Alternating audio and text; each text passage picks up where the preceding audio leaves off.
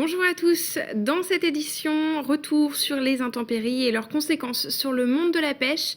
Ce lundi, des représentants de la filière étaient réunis à Carhaix, on y revient dans un instant.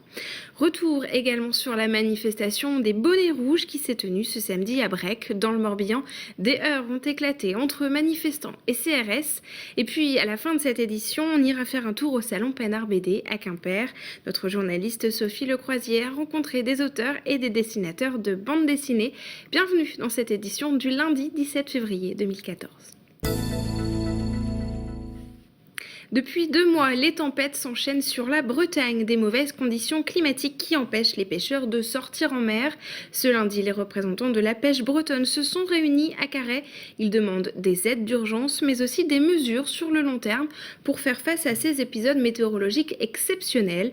Le point avec Frédéric Lorenzo. Des bateaux de pêche bloqués au port pour cause de mauvais temps, l'image est récurrente depuis maintenant 2 mois. Et même si les étals des poissonniers restent garnis, le compte bancaire du pêcheur, lui, se dégarnit à vue d'œil. Les 4 comités départementaux bretons avaient donc organisé ce lundi à Carhaix une réunion avec les partenaires institutionnels. Vous voyez, c'est deux bons mois de salaire, on va dire 4-5 000 euros quand même, quoi, de perdu.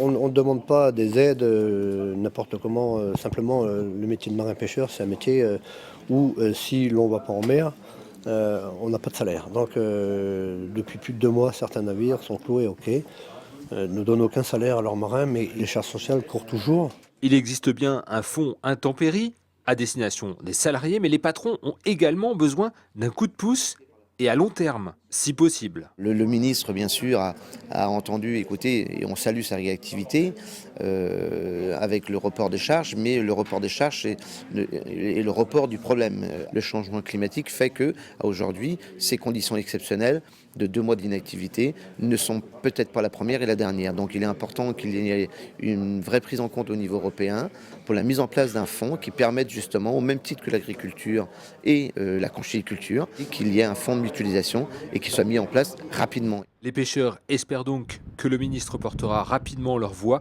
au moment où la PCP, la politique commune de la pêche, est entrée en vigueur. C'était le 1er janvier de cette année. Et puis, les intempéries causent également des dommages sur les lignes électriques. Jusqu'à 115 000 personnes ont été privées de courant ces derniers jours en Bretagne. Ce lundi, 3 000 personnes étaient de nouveau plongées dans le noir en Finistère. Une situation qui doit revenir à la normale dans la soirée.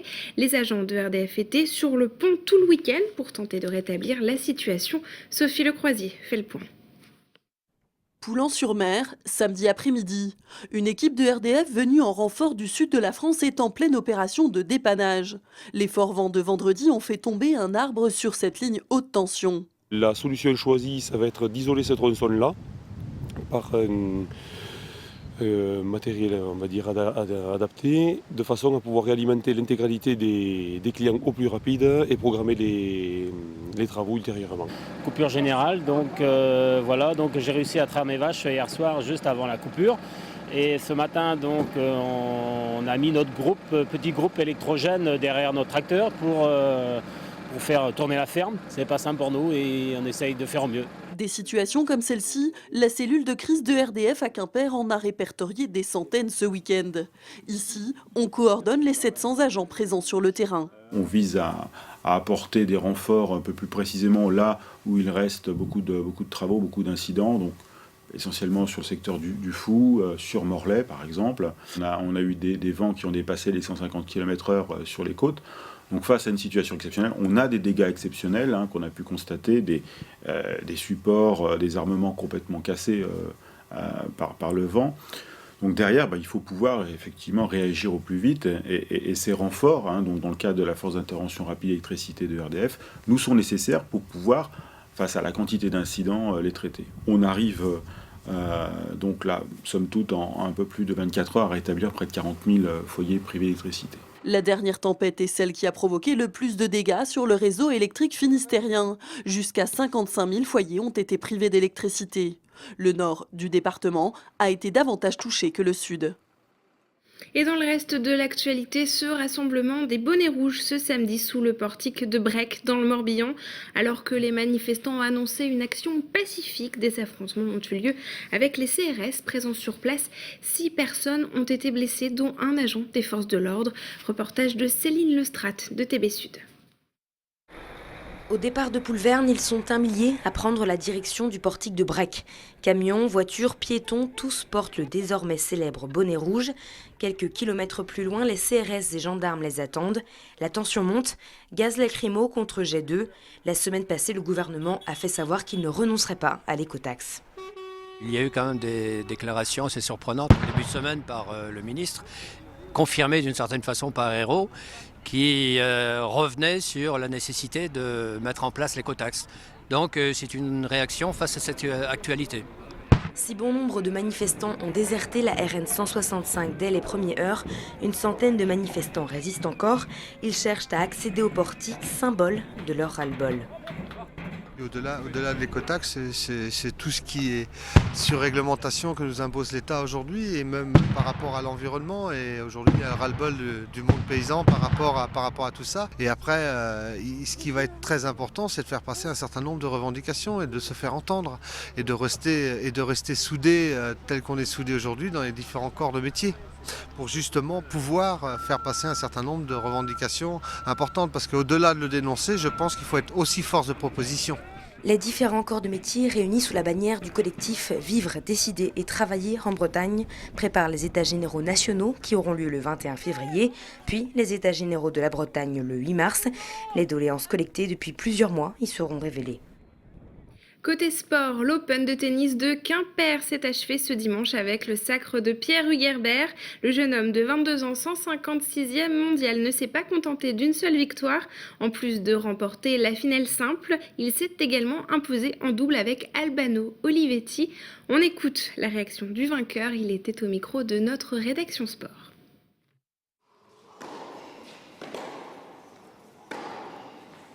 Oh, c'est fait. Et ben voilà, c'est fait. Victoire de Pierre Hugerbert qui salue son clan, son père, son grand-père. Et il remporte l'Open de tennis de Quimper après avoir remporté cette épreuve. Vince jouait vachement bien aujourd'hui, je trouvais. En tout cas, il a fait un très bon début de match. Il m'a poussé dans mes retranchements et c'est dommage pour lui. Il a fait un mauvais jeu à 5-4. Qui m'a remis un peu en selle, et après que dire quoi, je sais pas, j'ai fait mon match, je me suis battu et je suis vraiment très content d'avoir gagné, et c'est sûr que c'est vraiment une délivrance parce que ça fait un moment que je me bats pour ça et ça fait vraiment du bien. Et des finales comme ça, c'est pas mal de pression et voilà, c'est beaucoup de points, c'est beaucoup d'enjeux, et c'est sûr que j'ai réussi à vraiment bien gérer, j'ai été calme tout du long et voilà, je suis hyper content d'avoir gagné en tout cas. Et aujourd'hui il fallait un vainqueur, c'était moi, donc je suis plutôt heureux. En tout cas, moi si je dois revenir, ça sera vraiment avec plaisir parce que c'est la 3e année que je viens ici et je suis accueilli comme un roi. Les directeurs de tournoi font le maximum et je pense que c'est vraiment un plaisir de venir en tout cas ici, et voilà, donc si jamais je dois revenir, ça sera avec plaisir. Vanessa Paradis, Indochine, Fauve, Skip the Use, Les Casseurs Flotteurs, Julien Doré, Yodelis, Diplo ou encore Kimani Marley. Le Festival des Vieilles Charrues a dévoilé les noms de 9 nouveaux artistes ce lundi. La programmation s'étoffe de mois en mois. Pour rappel, Elton John, Stromae ou encore Chaka Ponk sont déjà prévus à Carrette du 17 au 20 juillet. Le 9e art était à l'honneur ce dimanche à Quimper avec le salon Peinart BD. Une trentaine d'auteurs et de dessinateurs de bande dessinée étaient venus de toute la France. Sophie Lecroisier est allée à leur rencontre. Une histoire, un décor, un univers graphique. La BD, c'est avant tout une affaire d'éclectisme. Au salon Peinart BD à Quimper, le public s'est pressé dimanche pour obtenir le précieux sésame, et peu importe l'attente.